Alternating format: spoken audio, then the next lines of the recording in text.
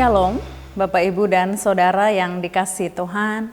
Perkenalkan, nama saya Wahyu Purwaning Tias. Saya pendeta jemaat dari GKJ Nusuan, sebuah gereja Kristen Jawa yang terletak di pinggiran utara kota Surakarta. Sekalipun gereja kami tergolong gereja yang terletak di pinggiran, dengan mayoritas jemaat yang pegawai dan juga buruh, tetapi rupanya mereka adalah jemaat yang memiliki kepedulian luar biasa besarnya kepada para pelayan yang bekerja di sana, terutama kepada para pendetanya.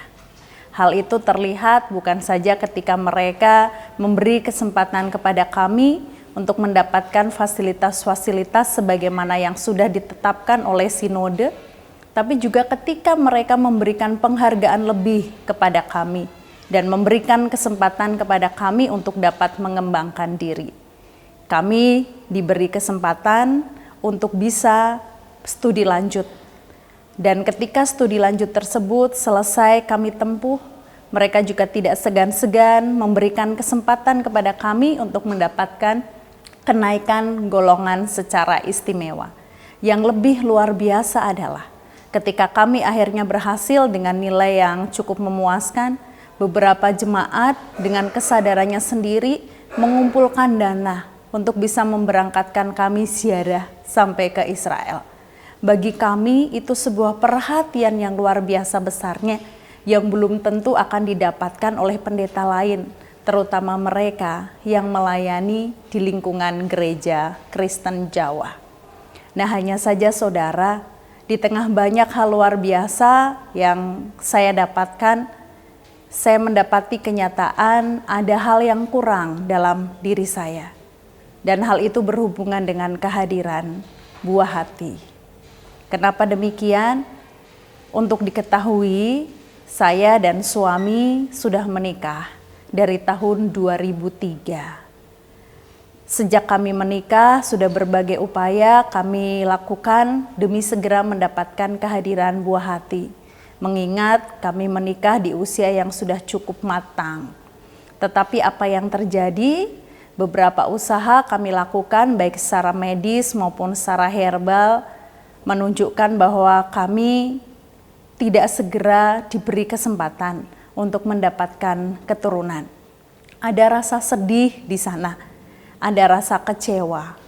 Terlebih ketika pada satu saat kami mendapatkan kesempatan untuk membaptis anak-anak dari jemaat yang dulunya kita layankan pemberkatannya.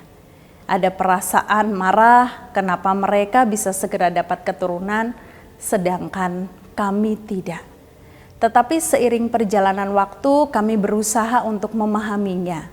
Terlebih ketika medis memberitahukan kepada kami bahwa saya terkena toksoplasma.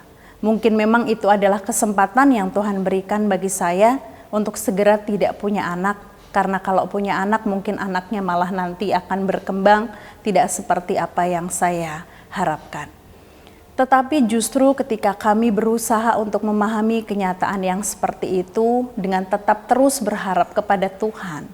Karena kami percaya Tuhan akan memberikan yang terbaik kepada kami dan di dalam Tuhan mukjizat pasti ada.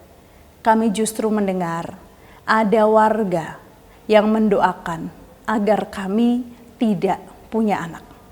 Ketika kami mendengar informasi itu, kami sangat sedih.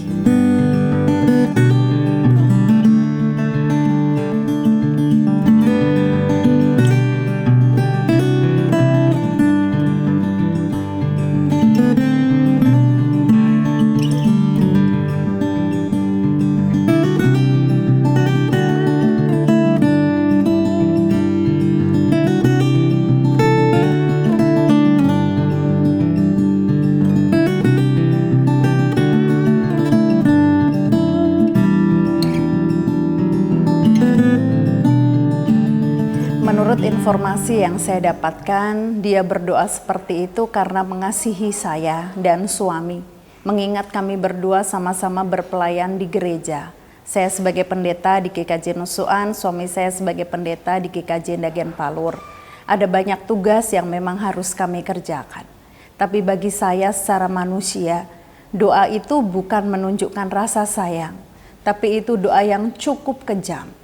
Bagi kami, ketika kami didukung saja untuk bisa mendapatkan anak, terlepas nanti Tuhan memberikan atau tidak, itu sudah merupakan kekuatan bagi kami. Tapi yang justru kami dengar adalah Dia dengan sengaja mendoakan agar kami tidak punya anak. Saat itu saya merasa pelayanan yang saya lakukan tidak diterima baik oleh Dia.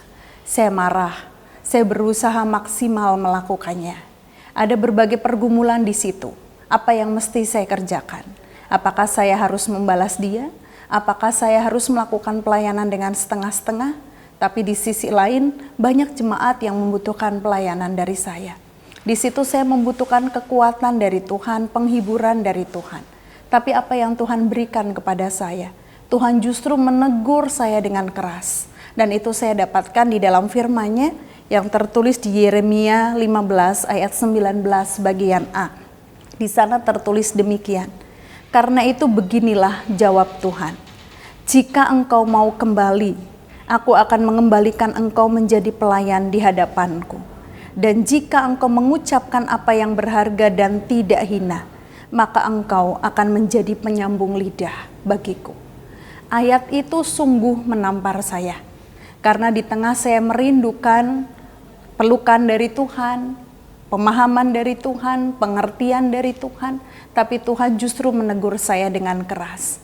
Tetapi setelah saya mencoba memahami kembali, apalagi mencoba mengingat kisah Yeremia yang juga pernah merasakan hal yang sama, sekalipun situasinya berbeda. Dia sudah melakukan pelayanan yang maksimal kepada umat yang dilayaninya, tapi umat yang dilayaninya justru menolak dia. Di situ saya disadarkan bahwa melalui ayat itu, Tuhan membentuk saya bukan untuk menjadi orang yang cengeng. Tuhan membentuk saya untuk menjadi pendeta yang memiliki integritas yang kuat. Apapun yang saya lakukan, mestinya tidak didasarkan pada keinginan untuk mendapatkan feedback dari jemaat yang baik, tapi mestinya apa yang saya lakukan, tujuannya dan fokusnya hanya untuk Tuhan. Memang itu tidak mudah, tapi seiring perjalanan waktu, Tuhan memampukan saya untuk melakukannya. Dan luar biasanya, ketika saya dimampukan Tuhan melakukannya, kembali fokus kepada pelayanan, Tuhan memberikan anugerah yang luar biasa besarnya kepada saya. Tuhan kirimkan bagi kami seorang bayi perempuan.